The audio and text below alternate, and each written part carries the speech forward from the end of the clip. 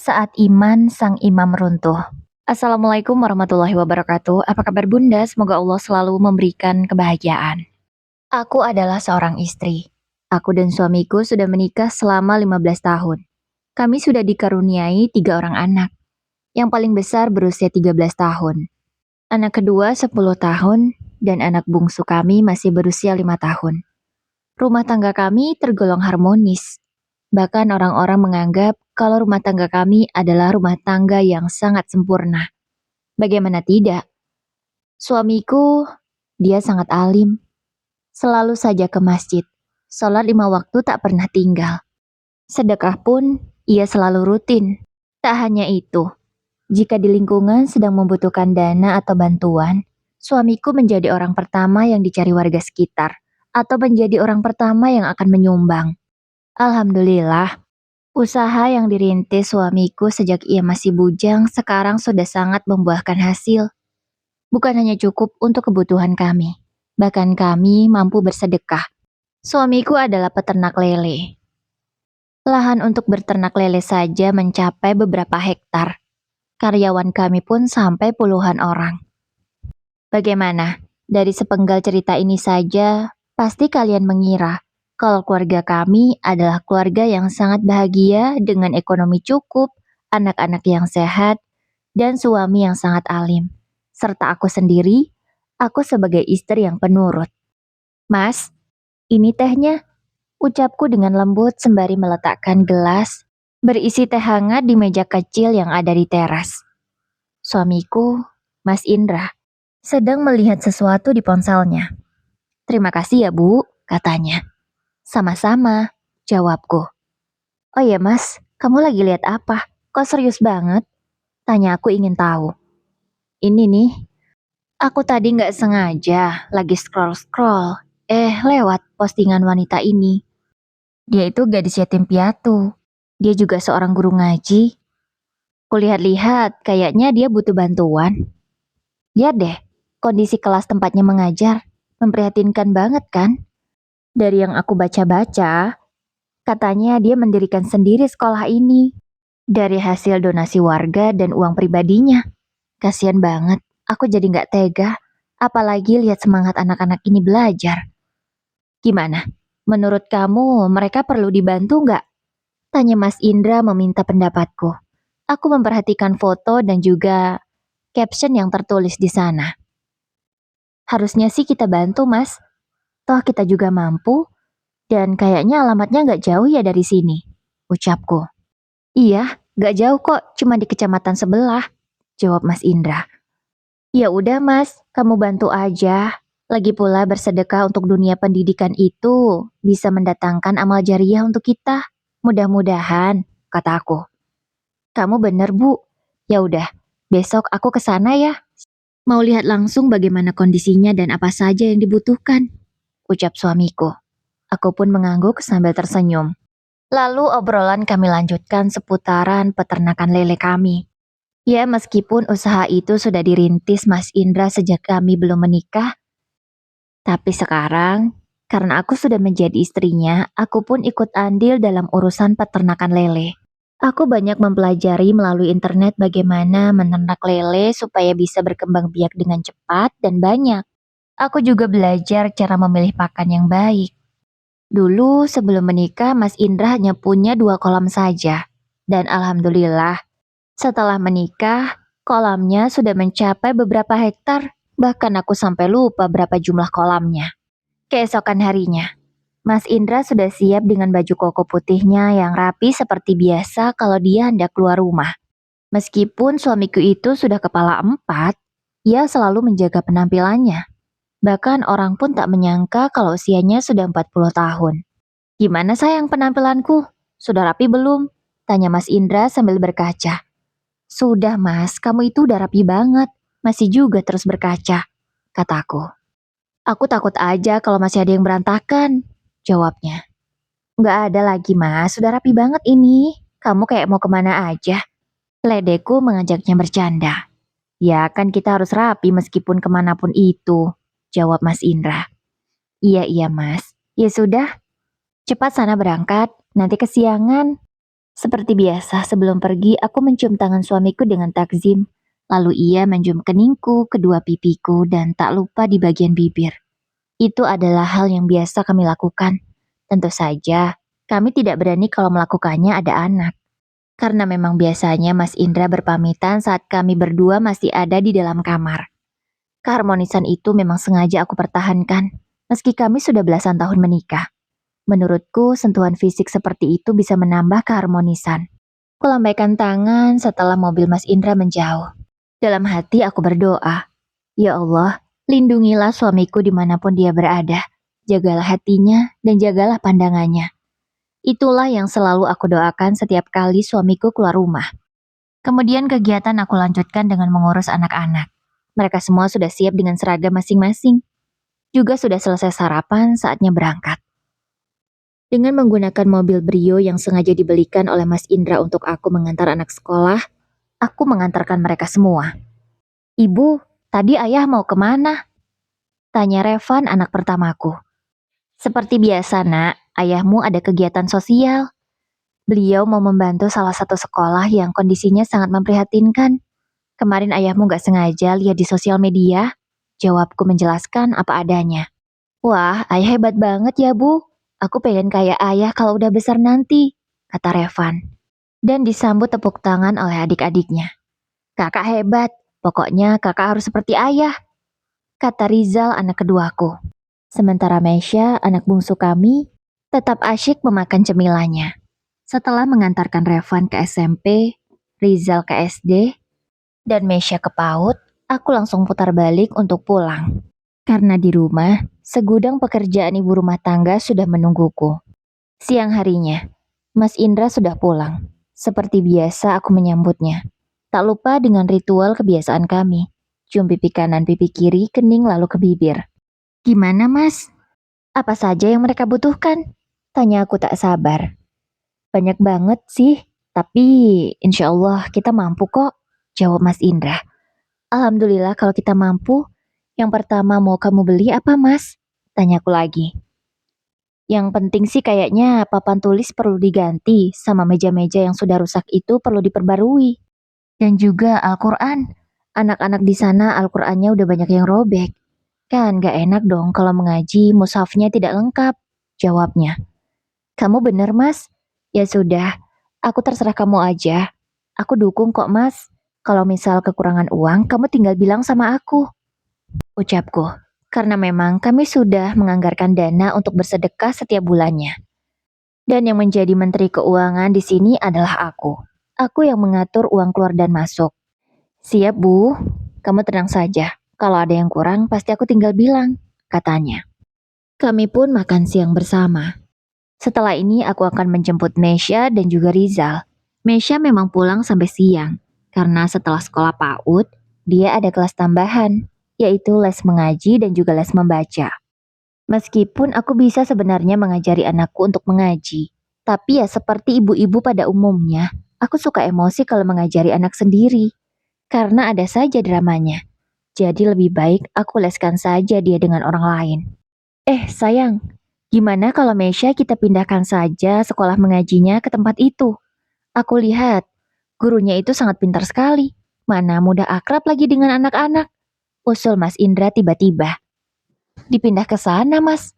Apa tidak terlalu mengejutkan untuk Mesya? Kan dia sudah nyaman di gurunya yang sekarang," tanyaku. "Kita coba aja dulu, mana tahu Mesya suka." Aku pun diam sejenak untuk berpikir. Benar juga, mungkin bisa jadi Mesya butuh suasana baru. Akhirnya aku setuju untuk memindahkan sekolah mengaji Mesya ke sekolahan yang akan dibantu oleh Mas Indra. Beberapa hari kemudian, bantuan yang dibutuhkan sudah kami berikan. Sekaligus Mesya sudah mulai pindah ke sana. Kupikir awalnya dia tidak mau, tapi ternyata aku salah. Baru sekali datang ke sekolahan itu, Mesya langsung nyaman. Katanya ustazahnya baik dan juga cantik. Sebagai ibu aku pun ikut senang. Kalau Mesya lebih nyaman, pasti belajarnya lebih fokus. "Oh ya, yang nganterin Mesya ke sekolah mengajinya biar aku aja," kata Mas Indra saat kami sedang makan malam. "Kamu gak apa-apa, Mas. Takutnya kamu sibuk. Kamu juga harus ngurusin kolam lele kan?" tanya aku. "Enggak lah, Gak apa-apa. Lagian nganterin Mesya kan sebentar langsung pulang bisa lanjut lagi ke kolam lele. Jawab Mas Indra. Aku pun mengangguk. Karena menurutku benar apa yang dikatakan oleh Mas Indra. Hari-hari pun berlalu seperti itu. Pagi aku mengantarkan anak-anak sekolah. Nanti siang aku menjemput Mesya. Lalu Mesya lanjut lagi diantar untuk ke sekolah di tempat barunya. Tentu saja yang mengantarkan adalah Mas Indra, sesuai kesepakatan awal. Hingga tak terasa sebulan sudah Mesya pindah sekolah. Selama ini yang aku tahu setelah mengantarkan Mesya, Mas Indra ke kolam lele. Tapi hari ini, saat aku ingin mengecek kualitas pakan yang baru datang, aku tidak mendapati Mas Indra ada di kolam lele. Setiap karyawan yang aku temui juga mengatakan tidak melihat suamiku sejak pagi. Siang ini pun juga belum datang. Tumben, apa Mas Indra masih ada di sekolahan Mesya ya? Batinku. Setelah memeriksa pakan dan kupastikan sudah sesuai standar, aku langsung menuju sekolah Mesya. Aku juga penasaran bagaimana anakku itu belajar di sana. Apakah dia senang atau tidak? Namun sesampainya di sekolahan Mesya, murid-murid sedang berlarian di luar, seperti tidak ada guru yang mengajar. Begitu juga dengan anakku. Ia sedang duduk di teras bersama temannya sambil memakan sebungkus cemilan. Mesya, panggilku. Ibu kok datang? Tanyanya. Iya, ibu kebetulan lewat sini jadi sekalian mampir. Jawabku. Loh, kok gurunya tidak ada? Emang lagi istirahat? Atau kenapa? Tanyaku bingung. Ini bukan jam istirahat, Tante. Jawab teman Mesya. Terus kalau bukan jam istirahat, kenapa kalian di luar? Balasku dengan pertanyaan lagi. Iya Tante, soalnya ustazahnya lagi keluar sama papanya Mesya. Kayaknya sih tadi Ustazah Rina lagi gak enak badan. Jawab teman Mesya. Aku pun mengangguk-ngangguk. Mungkin Ustazah Rina sedang sakit, jadi diantarkan berobat oleh Mas Indra. Aku tidak menaruh curiga apapun. Lagi pula Ustazah Rina itu bercadar. Aku yakin Mas Indra pun belum tahu wajahnya seperti apa. Dan aku juga sangat yakin Ustazah Rina adalah wanita yang baik, soleha, dan juga seorang pendidik. Tak lama kemudian, mobil Mas Indra memasuki halaman sekolah yang kecil. Itu ayah, Bu, ucap Mesya sambil menunjuk mobil ayahnya. Iya, mereka sudah kembali, ucapku. Tak lama Mas Indra pun turun. Dengan tergesa-gesa, ia membukakan pintu penumpang samping kemudi. Ustazah Rina turun. Ia tampak berjalan dengan sedikit tertatih sambil memegangi kepalanya. Aku pun segera menyambutnya, takut kalau Ustazah Rina jatuh. Tak mungkin kan Mas Indra yang menangkapnya nanti. Ustazah Rina, kenapa? Sakit? Tanyaku. Iya Bu, saya lagi gak enak badan. Kepala saya pusing sekali, jawab Ustazah Rina. Aku segera memapahnya dan kubawa ke dalam kelas. Lalu kubantu ia duduk di kursi gurunya. Bagaimana keadaan Ustazah Rina? Apakah tadi habis dari rumah sakit? Tanyaku lagi. Alhamdulillah sedikit membaik, Bu. Iya, tadi kami dari rumah sakit. Maaf ya, Bu, sangat merepotkan Pak Indra. Ucap Ustazah Rina. Gak apa-apa, Ustazah. Selama suami saya bisa membantu, saya akan izinkan. Oh iya, Ustazah istirahat saja. Anak-anak lebih baik dipulangkan daripada mereka hanya berkeliaran di sini. Kataku memberi saran. Oh iya, boleh juga. Daripada mereka di sini tidak terhandle oleh saya. Jawab Ustazah Rina dengan suara lemah. Mas Indra pun mengambil alih. Ia mengumpulkan semua anak-anak, membaca doa mau pulang, lalu semua dipulangkan ke rumah masing-masing. Untunglah anak-anak yang bersekolah di sini rumahnya tidak terlalu jauh. Jadi mereka sudah terbiasa pulang sendiri. Setelah anak-anak pulang, aku memapa Ustazah Rina untuk ke belakang sekolah. Itu adalah rumahnya. Rumah sederhana. Dindingnya masih kayu papan dan lantainya masih semen. Terima kasih banyak ya Bu, sudah mengantarkan saya pulang, ucap Ustazah Rina dengan lembut. Sama-sama Ustazah. Istirahat ya Ustazah, kami pulang dulu, pamitku. Karena aku ingin Ustazah Rina segera beristirahat, supaya cepat sembuh. Iya Bu, sekali lagi terima kasih ya. Akhirnya kami semua pulang. Aku dan Mesya satu mobil, sementara Mas Indra menyetir mobilnya sendiri. Tapi aku udah sampai rumah, Mas Indra belum sampai juga. Mobilnya pun belum kelihatan. Padahal tadi jelas-jelas dia ada di belakangku. Ibu, ayah kok belum sampai? Tanya Mesya. Nggak tahu juga tuh nak, mungkin ayah lagi beli bensin. Jawabku menduga-duga. Bisa saja kan Mas Indra berhenti dulu di pom untuk mengisi minyak? Namun 2 jam berlalu suamiku itu belum sampai di rumah. Aku memang bukan tipe istri yang terbiasa menelpon suami jika terlambat pulang sedikit saja. Karena aku selalu berpikir positif. Mungkin sedang ada kendala atau ada urusan. Tapi kalau sudah lewat waktunya, sampai malam misalnya, barulah aku mau menelpon suamiku. Tapi tiba-tiba aku teringat kolam lele. Apa mungkin Mas Indra ke sana ya? Akhirnya aku menelpon salah satu karyawanku. Tapi jawabannya, Mas Indra tidak ada di sana. Oh, mungkin Mas Indra ke rumah temannya kali. Aku pun saat itu belum berniat untuk menelponnya. Karena aku pikir mungkin Mas Indra sedang ada urusan penting. Karena aku juga bukan tipe istri yang posesif. Hingga sore tiba, semua anak-anak sudah ada di rumah. Aku juga sudah selesai masak untuk makan malam. Rizal dan juga Revan membantuku menyusun makanan ke atas meja. Biasanya sih kami akan makan malam setelah sholat maghrib. Sambil menunggu Mas Indra pulang, aku duduk di teras, meminum secangkir teh hangat, sambil melihat anak-anak bermain menunggu waktu maghrib. Ibu nggak telepon ayah? Ini udah mau maghrib, ayah belum sampai rumah. Tanya Revan. Oh iya, sebentar nak, ibu ambil HP dulu ya. Aku pun berjalan ke dalam. Ku ambil ponselku, lalu kutekan tombol panggil atas nama suamiku. Namun seketika jantungku berdegup kencang, karena nomornya tidak aktif. Ini hal yang sangat jarang. Biasanya suamiku itu selalu aktif. Kalaupun ponselnya habis baterai, kan ia bisa mengecasnya di mobil. Ya Allah, ada apa ini? Aku merasa menyesal, karena kenapa tidak dari tadi siang aku menelpon suamiku. Ya Allah, lindungilah dia. Aku terus berdoa dalam hatiku dan melantunkan zikir di bibirku. Aku mengharapkan keselamatan untuk Mas Indra. Hingga akhirnya, setelah sholat maghrib, suamiku itu baru pulang. Ya Allah mas, aku khawatir banget. Kamu dari mana?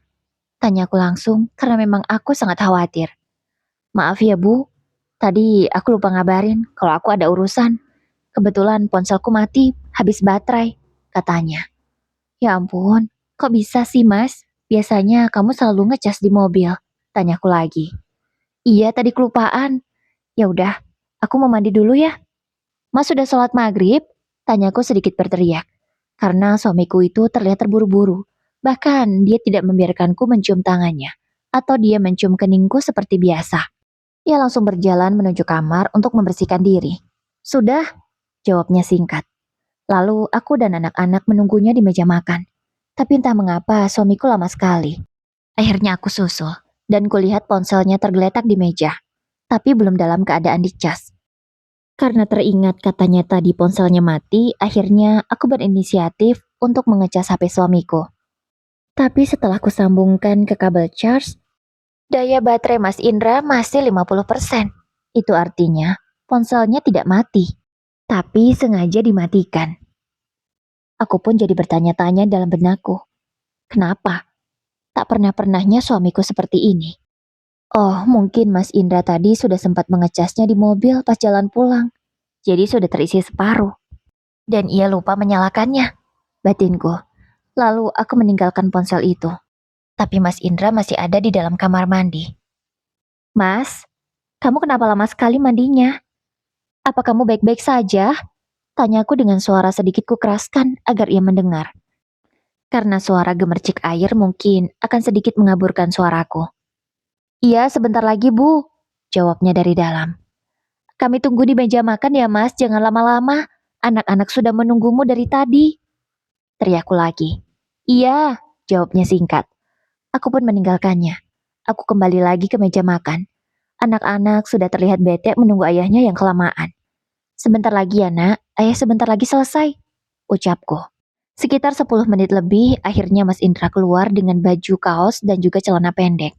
Pakaian yang biasa aku siapkan kalau ia ada di rumah. Ayo makan, katanya. Langsung duduk dan mengambil piring. Biasanya aku akan menyendokkan nasi untuk suamiku. Tapi belum sempat tanganku ini meraih centong nasi, ia sudah meraihnya duluan. Ia mengambil nasinya sendiri, mengambil lauknya sendiri. Hal yang sangat tidak pernah ia lakukan sejak kami menikah. Aku merasa heran, tapi melihat anak-anak yang sudah sangat lapar, aku tidak bertanya atau membahasnya. Mungkin Mas Indra sedang tidak ingin merepotkanku, padahal hal itu sangatlah tidak merepotkanku. Itu menurutku suatu keharusan yang harus aku lakukan untuk melayani suamiku. Mas, kamu tadi dari mana? Tanya aku di sela-sela kami makan. Gak dari mana-mana, cuman dari rumah teman. Keasikan ngobrol, sampai lupa waktu. Jawabnya sambil sedikit tertawa. Aku ingin percaya, tapi entah mengapa hati ini merasa janggal. Ayah, bagaimana keadaan Ustazah Rina? Kira-kira besok kami udah bisa sekolah belum? Tanya Mesya yang tiba-tiba ikut berbicara. Oh, Ustazah Rina ya? Kayaknya sih besok masih libur, Nak. Soalnya beliau belum terlalu sehat, jawab Mas Indra. Entah mengapa suamiku itu tahu keadaan Ustazah Rina. Seolah dia baru saja dari sana. Ya memang, pas kami tinggalkan tadi, Ustazah Rina masih belum enakan, masih sangat lemas. Tapi dari jawaban suamiku seakan-akan ia baru dari sana. Tiba-tiba jantungku berdegup kencang. Ada apa sebenarnya? Tapi tidak mungkin. Tidak mungkin suamiku dan Ustazah Rina ada hubungan spesial. Oh begitu ya. Berarti besok Mesya masih libur. Tanya Mesya. Namun raut wajahnya terlihat sangat bete. Iya sayang, besok masih libur. Biarkan Ustazah Rina istirahat dulu ya. Ucap Mas Indra sambil mengelus kepala putrinya. Entah mengapa aku tak tahan untuk bertanya. Apa kamu dari tempat Ustazah Rina, Mas? Kok kamu tahu dia belum baik? Tanyaku. Iya kan tadi kita dari sana. Jawab Mas Indra cepat. Ya itu kan tadi siang, Mas. Sekarang sudah malam. Bisa jadi Ustazah Rina sudah lebih baik, kataku. Ya namanya juga orang demam. Emang bisa ya sembuh secepat itu? Tanyanya. Ya, bisa jadi sih Mas cepat sembuh atau bisa juga enggak. Tapi soal besok sekolah atau enggak, emang kamu sudah tahu? Tanyaku lagi. Ya aku nebak aja. Namanya juga orang demam, biasanya kan beberapa hari. Jawab Mas Indra. Jawabannya masuk akal, tapi entah mengapa hatiku merasa ada yang janggal. Seperti ada yang kurang pas begitu. Beberapa waktu pun berlalu, masih dengan rutinitas yang sama. Setelah kejadian sakit kemarin, sekolah Ustazah Rani sudah beroperasi seperti biasanya. Beliau sudah sembuh. Seperti biasa juga, Mas Indra yang selalu mengantarkan Mesya ke sekolah. Kelas mengaji Ustazah Rani ini dimulai dari pukul 11 hingga pukul 3 sore. Siang itu tiba-tiba ponselku berdering. Teman lamaku menelpon. Ada apa ya? Tumben, batinku. Aku mengangkatnya. Assalamualaikum. Hani, aku boleh minta tolong nggak? Ucap Rika di seberang sana. Ada apa Rika? Tumben sekali. Kamu butuh bantuan apa? Kalau aku bisa tolong, aku akan tolong. Jawabku. Jadi gini Hani, aku tuh buat orderan orang. Tapi tahu nggak, itu orderan fiktif. Mana yang ku buat udah banyak banget. Aku bingung harus dikemanakan. Masih ada 100 pieces lagi kue yang aku buat. Bisa sih aku bagikan, tapi besok aku nggak punya modal buat jualan. Ucap Rina. Astagfirullah, kasihan banget kamu. Kok bisa kena orderan fiktif? Tanyaku. Iya, aku juga nggak tahu. Padahal chatnya itu sangat meyakinkan. Tapi nggak gue sangka. Malah dia PHP-in aku. Sekarang nomornya nggak aktif. Aku juga nggak tahu alamatnya. Karena dia bilang mau jemput sendiri kuenya. Jawab Rika. Sebagai orang yang memang aku suka menolong orang lain, aku pun tak tega. Akhirnya aku beli semua dagangan Rika. Dan tujuan utamaku untuk membagikan kue itu adalah sekolahan Ustazah Rani. Murid Ustazah Rani kurang lebih ada 25 orang. Kalau dibagikan ke mereka, pasti mereka senang. Akhirnya, Rika mengantarkan kue itu ke rumahku. Lalu aku segera membawanya ke sekolahan Ustazah Rani. Sesampainya di sana, mobil Mas Indra ada di halamannya. Kupikir Mas Indra selesai mengantar Mesya dia ke kolam lele. Tapi ternyata masih ada di sekolah itu. Mungkin masih ada urusan yang belum diselesaikan kali, batinku. Aku pun turun dari mobil sambil membawa beberapa box kue. Aku melangkah menuju kelas, langsung mengucapkan salam. Assalamualaikum, ucapku dengan suara yang cukup keras karena suasana kelas saat itu sedikit ramai. Waalaikumsalam, jawab anak-anak hampir serempak. Tapi yang membuatku bingung, bangku guru dalam keadaan kosong. Tidak ada Ustazah Rani, dan Mas Indra juga tidak ada di sana.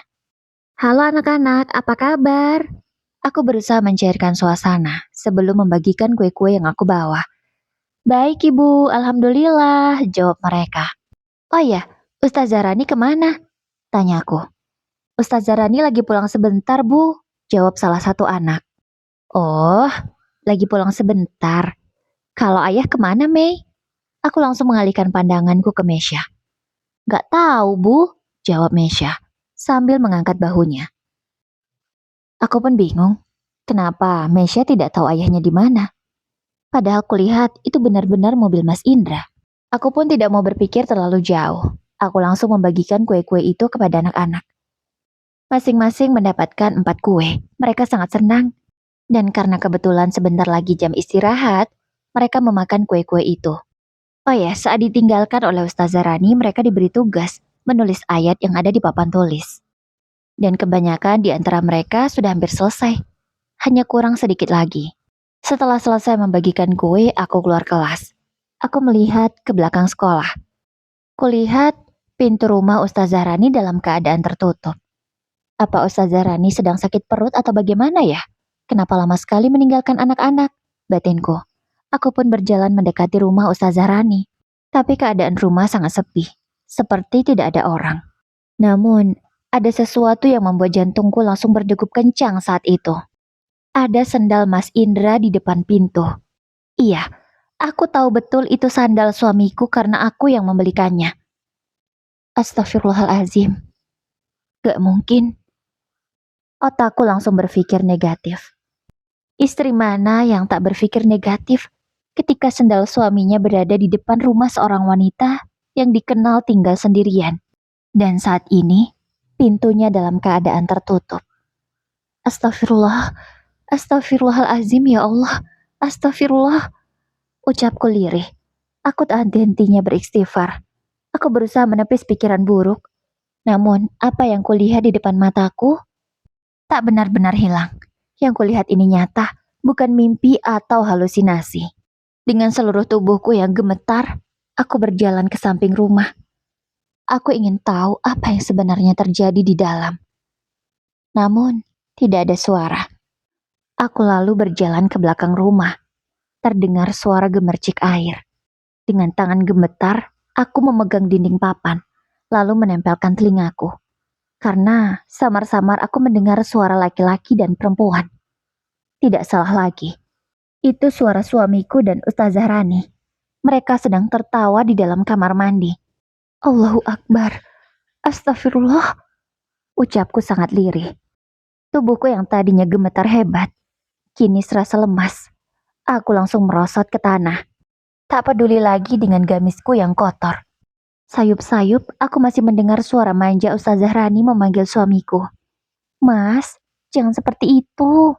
Sakit. Aku tak tahu apa yang mereka lakukan di dalam. Tapi dari nada bicaranya, tak perlu aku jelaskan. Pasti kalian sudah mengerti. Aku hancur saat itu. Air mataku bahkan tak sanggup mengalir. Saking syoknya aku. Aku merangkak berusaha menjauhi rumah itu. Namun tenagaku seakan habis. Hingga tiba-tiba seorang ibu-ibu menghampiriku. Di belakang sekolah ini memang sangat sepi. Hanya ada 2 rumah. Mungkin ibu-ibu ini adalah penghuni rumah yang cukup jauh dari rumah Ustazah Rani. Mungkin jaraknya sekitar 100 meter. Mbak, kenapa mbak? Mbak, panggil ibu itu. Suaranya cukup keras. Dan mungkin saja suara itu bisa didengar oleh orang yang ada di dalam sana. Ibu itu langsung membantuku untuk berdiri, lalu memapahku untuk duduk di sebuah kursi yang ada di bawah pohon, tepat berada di sebelah rumah Ustazah Rani. Mbak, kenapa? Kenapa mbak terlihat sangat syok sekali? Tanya ibu itu lagi. Aku belum bisa menjawab. Rasanya lidahku kaku. Bahkan untuk mengedipkan mata saja aku tak mampu. Mbak, istighfar mbak, ucap ibu itu lagi, sambil menepuk pipiku pelan. Hingga akhirnya, aku bisa mengeluarkan sedikit suara. Suami saya, Bu. Suami saya. Ucapku dengan suara bergetar. Dan akhirnya, air mataku jatuh. Ada apa mbak dengan suami mbak? Apa mbak menerima telepon buruk? Tanya ibu itu.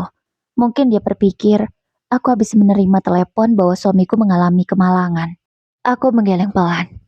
Lalu aku menunjuk ke arah rumah Ustazah Rani. Maksudnya, suami mbak ada di dalam?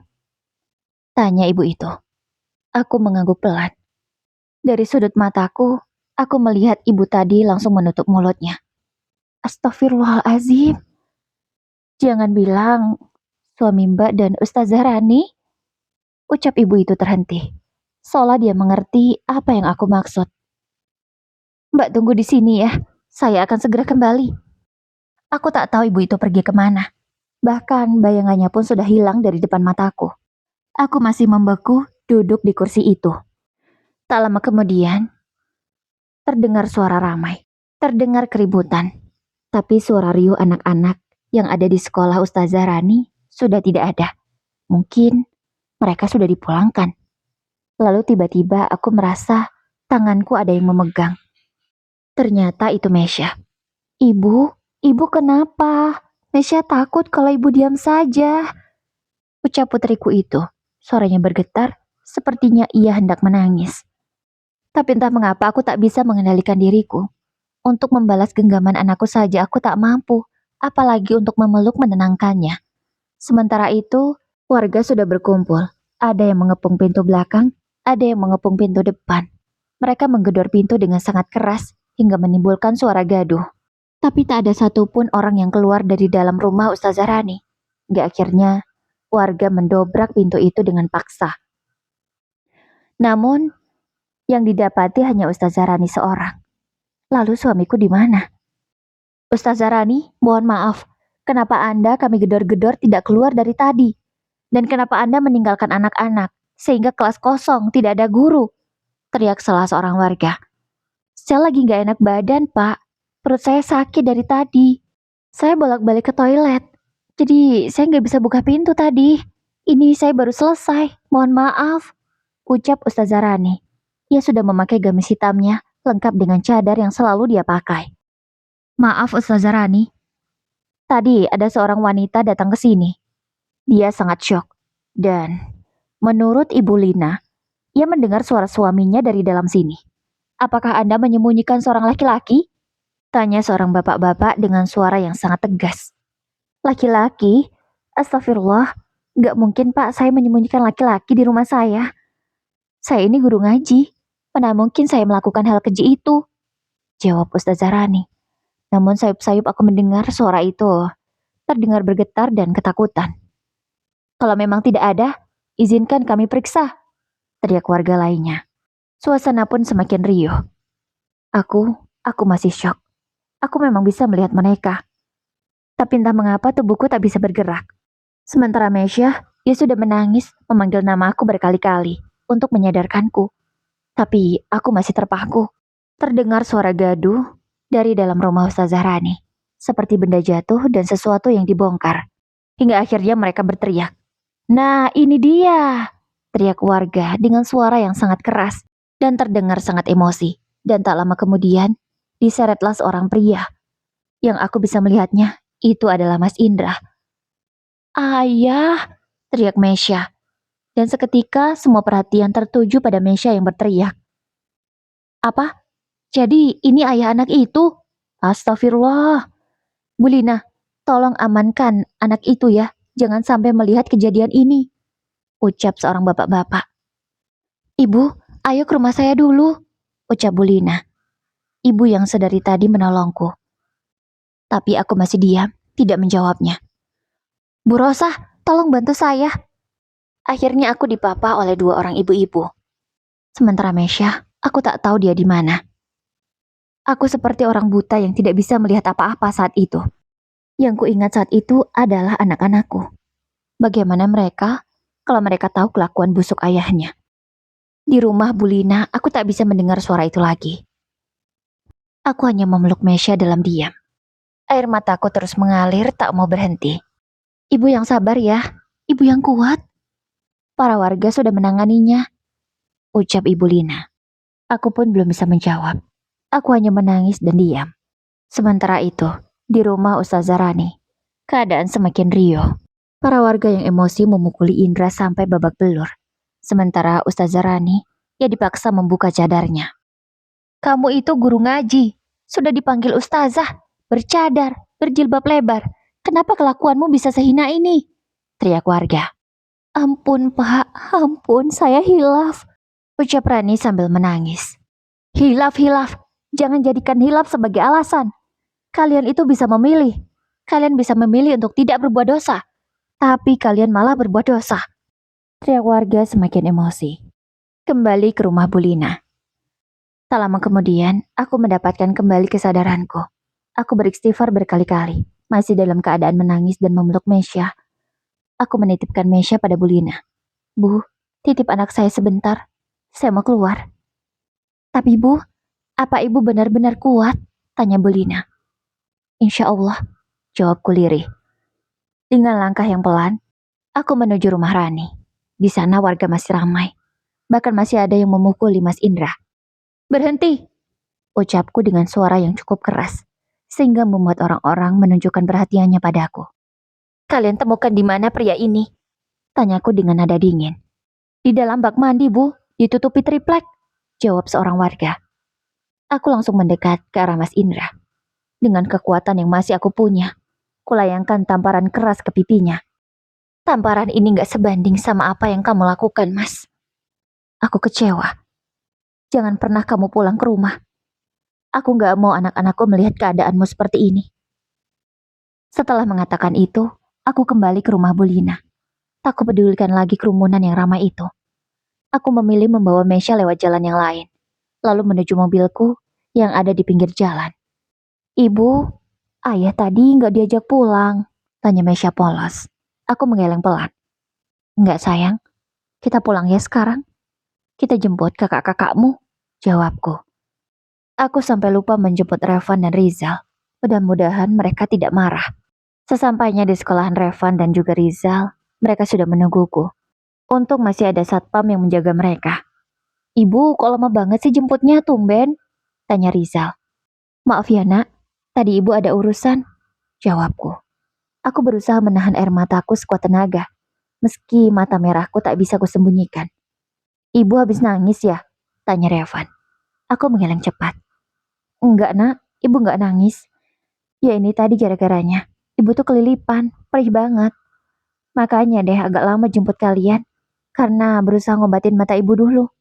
Jawabku beralasan. Namun kebohonganku segera terbongkar. Mesya dengan polos menceritakan apa yang dia lihat. Kak, tadi kakak tahu nggak? Ayah tuh diseret orang dari dalam rumah Ustazah Rani. Aku juga nggak tahu ayah salah apa. Tapi kayaknya orang-orang yang nyeret ayah itu marah. Kira-kira ayah salah apa ya? Ibu, ayah tadi kenapa? Kok kayaknya orang-orang marah sama ayah? Tanya Mesya kepadaku. Revan, yang mungkin sedikit banyak sudah paham, ia langsung menghentikan adiknya untuk bertanya lagi. Mesya, duduk tenang. Nanti ibu nggak fokus nyetirnya, ucap Revan dengan suara tegas. Ia tidak lagi banyak bertanya atau bicara. Mesya yang mendapat perintah seperti itu juga langsung diam. Sementara Rizal, ia hendak bertanya, namun segera dicegah oleh Revan. Sesampainya di rumah, aku langsung memarkirkan mobil, anak-anak turun. Tapi aku masih di dalam mobil. Aku langsung mengunci pintu mobil agar anak-anak tidak bisa membukanya lagi. Lalu aku menangis lagi di dalamnya. Ya Allah, apa dosaku? Sampai engkau berikan aku ujian seberat ini. Ucapku. Aku tahu. Aku tak pantas menyalahkan Tuhan atas apa yang aku terima saat ini. Mungkin inilah ujianku. Setelah sekian lama, aku bahagia bersama suamiku dan juga anak-anak. Setelah sedikit tenang, aku turun. Anak-anak ternyata masih menungguku di teras. Melihat mereka, aku rapuh. Ternyata, aku tak sekuat yang aku pikirkan. Nah, Aku langsung tersungkur ke lantai. Revan memelukku erat. Ibu sabar, ibu yang kuat, katanya sambil mengelus punggungku. Aku menangis terseduh-seduh di pelukan ketiga anakku. Mesya juga ikut menangis. Begitu juga Rizal. Sore pun tiba. Setelah aku sedikit tenang, Revan mengajakku bicara. Ibu, apa yang sebenarnya terjadi? Semoga apa yang Revan pikirkan tidak benar, tanyanya. Memangnya apa yang kamu pikirkan, nak? Tanyaku pada Revan. Revan, emang gak tahu urusan orang dewasa, Bu. Tapi Ustazah Rani itu masih gadis. Dia di rumah sendirian. Kenapa ayah di dalam sana dan orang-orang marah? Pasti sudah terjadi sesuatu di antara mereka, ucapnya. Iya, nak. Memang terjadi sesuatu antara ayahmu dan juga Rani. Tapi kamu gak perlu tahu apa yang terjadi, ya, nak. Pesan ibu, jaga adik-adikmu. Bantu ibu, kataku. Revan tak banyak bertanya lagi. Ia hanya mengangguk patuh. Setelah maghrib, aku mendapatkan telepon dari kantor polisi. Aku diminta datang ke sana. Aku langsung pamitan dengan Revan. Ku minta ia menjaga adik-adiknya. Sesampainya di kantor polisi, kulihat Mas Indra dalam keadaan babak belur. Ia duduk di kursi. Tak jauh dari sana juga ada Rani. Keadaannya hampir sama, sangat memprihatinkan. Wajahnya ada yang lebam, dan mukanya begitu pucat. Cadar yang biasa dia pakai tak ada lagi. Entah cadar itu sudah dibuang kemana oleh warga. Ibu, apa benar ibu istri Pak Indra? Tanya seorang polisi. Aku mengangguk pelan. Jadi begini Bu, warga sudah melaporkan mereka berdua kepada kami. Apa ibu ingin melanjutkan kasus ini? Lagi-lagi aku mengangguk pelan. Lakukan apa yang seharusnya dilakukan Pak. Dan jika Bapak butuh bukti atau saksi, saya siap. Ucapku dingin. Lalu Mas Indra yang mendengar ucapanku tiba-tiba langsung berlutut. Hani, aku mohon Hani, ingat anak kita. Ingat Revan, ingat Rizal, ingat Mesya. Mereka masih butuh aku. Mohon Mas Indra. Butuh kamu. Anak-anakku gak butuh ayah seperti kamu. Mereka cukup punya ibu sekuat aku. Jawabku tegas. Lalu aku menepis tangannya yang hendak menyentuh kakiku. Jangan sentuh aku. Aku tak sudi disentuh oleh tangan menjijikkanmu itu. Ucapku lagi. Pak polisi, lakukan yang seharusnya. Kalau saya memang harus datang, saya akan datang. Tapi kalau bisa diwakilkan oleh pengacara saya wakilkan saja. Karena saya sibuk mengurus anak saya. Ucapku dengan tegas kepada para polisi. Baik Bu, kami akan laksanakan. Ibu tenang saja. Kami akan memberi keadilan untuk ibu. Aku pun mengangguk lalu tersenyum tipis. Aku sudah menghubungi salah seorang pengacara. Ia yang akan membantuku mengurus masalah ini. Setelah urusan di kantor polisi selesai, aku segera pulang ke rumah. Aku khawatir dengan ketiga anakku. Ibu, ayah benar-benar gak pulang ya? Tanya Mesya. Mungkin untuk beberapa waktu, kalian belum bisa ketemu ayah dulu ya nak. Nanti kalau sudah waktunya, pasti kalian bisa ketemu ayah lagi. Ucapku. Aku tak tahu harus mengatakan apa. Aku tak mungkin mengatakan kalau ayah mereka dipenjara karena suatu perzinahan. Yah, rumah kita jadi sepi dong, kata Rizal. Gak akan dek, kan masih ada kita. Masih ada aku, kamu, adik Mesya, ada ibu. Dari kita berlima, yang hilang cuma satu. Masa gitu aja sepi? Gak ada ayah atau ada ayah. Kita tetap bahagia, kata Revan dengan bijak. Aku langsung memeluk Revan. Dialah penguatku saat ini. Beberapa hari kemudian, aku masih sangat syok. Tapi aku berusaha untuk bangkit. Anak-anakku membutuhkanku. Aku mengurus kolam lele. Karena semuanya saat ini menjadi tanggunganku. Jika nanti Mas Indra menggugat ini semua, aku pasrah. Aku pun tidak takut kehilangan harta. Yang aku takutkan, aku kehilangan arah dan kehilangan anak-anakku. Aku juga sudah mengajukan gugatan ke pengadilan melalui pengacaraku. Bagiku, kesetiaan adalah yang utama. Sekali saja dikhianati, tak akan ada kesempatan kedua. Ibu yang kuat ya. Revan akan selalu bantu ibu. Ucap putra sulungku itu. Aku berterima kasih pada Revan. Karena ialah yang sangat pengertian. Ia yang masih kecil, harus menanggung beban seberat ini. Jadi, hubungan Mas Indra dan Ustazah Rani. Cih, dia tak pantas disebut Ustazah. Jadi hubungan Indra dan Rani dimulai sejak awal mereka bertemu. Entah setan dari mana yang menggoda keduanya. Iman suamiku yang terlihat begitu kuat ternyata runtuh oleh seorang wanita yang selama ini dipanggil Ustazah. Bahkan, bukan hanya menjalin hubungan melalui ponsel. Mereka berdua sudah jauh lebih dari itu. Dan ada hal yang lebih mengejutkan lagi. Mereka ternyata sudah melakukan pernikahan secara siri, tanpa diketahui oleh warga setempat. Kalian masih ingat Mas Indra yang tak pulang sampai malam? Dia bukan sedang menemani Rani yang sakit, tapi mereka melakukan pernikahan secara siri. Tanpa sepengetahuanku, tanpa wali yang jelas. Lagi-lagi, alasan supaya tidak terjadi perzinahan mereka melakukan pernikahan siri itu. Aku benar-benar tidak menyangka. Ternyata, aku sudah dihianati sejauh ini. Pernikahanku selama belasan tahun hancur dalam beberapa bulan saja.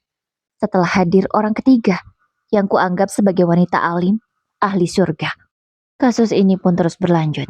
Mereka dipenjara selama beberapa bulan. Bagiku itu tidak cukup, tapi setidaknya penjara dan aib yang terbuka di banyak orang bisa membuat efek jera untuk mereka. Urusan perceraianku dengan Mas Indra sudah hampir final. Kupikir ia akan mengambil semuanya, tapi ternyata tidak. Ia menyerahkan seluruh peternakan lele kepadaku. Begitu juga dengan hak asuh anak.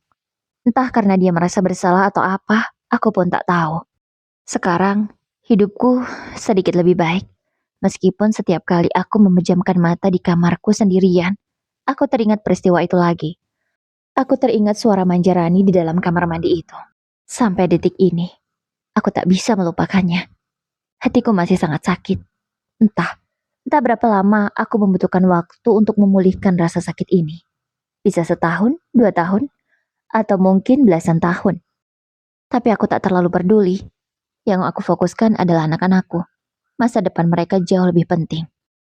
Ibu, kapan kita boleh ketemu ayah? Tanya Mesya setahun kemudian. Ya, hampir setiap hari gadis kecilku itu menanyakan kapan bisa bertemu ayah. Dan hari ini adalah saatnya. Mas Indra sudah 2 bulan lalu keluar dari penjara. Penampilannya sungguh jauh berbeda. Tubuhnya sangat kurus, tampak tidak terurus. Rambutnya panjang dan wajahnya tampak lebih tua. Kalau dulu ia selalu terlihat segar, bahkan orang tak menyangka kalau usianya sudah 40 tahunan.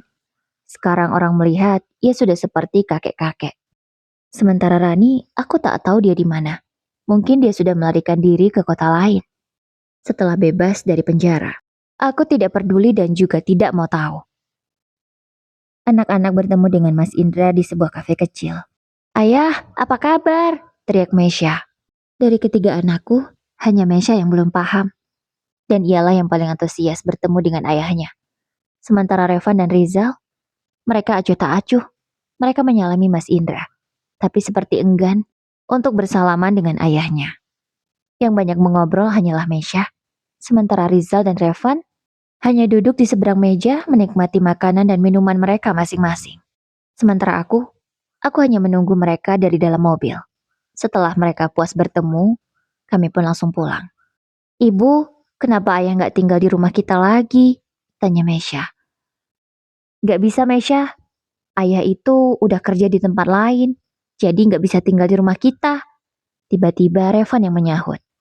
Iya, benar kata kakak kamu. Ayah nggak bisa tinggal di rumah kita, karena ayah kerjanya jauh.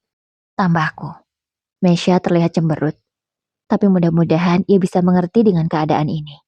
Saat ini belum waktunya untuk aku mengatakan kalau kami sudah bercerai. Dan apa yang menyebabkan perceraian itu, aku tak mungkin mengatakan pada Mesya saat ini kalau ayahnya selingkuh dan berzina dengan perempuan lain. Sehingga kami tak bisa bersama lagi. Baiklah Bunda, demikian kisahnya, semoga bermanfaat. Oh ya Bunda, kalau ada inspirasi cerita boleh dong kasih tahu aku. Mungkin ada pengalaman pribadi Bunda sendiri atau pengalaman orang lain. Boleh dong kirimkan ceritanya. Nanti akan aku buatkan versi aku ya Bun, tentu. Nama dan tempat akan aku samarkan. Bunda bisa kirimkan ke email ini ya Bunda. Terima kasih. Wassalamualaikum warahmatullahi wabarakatuh.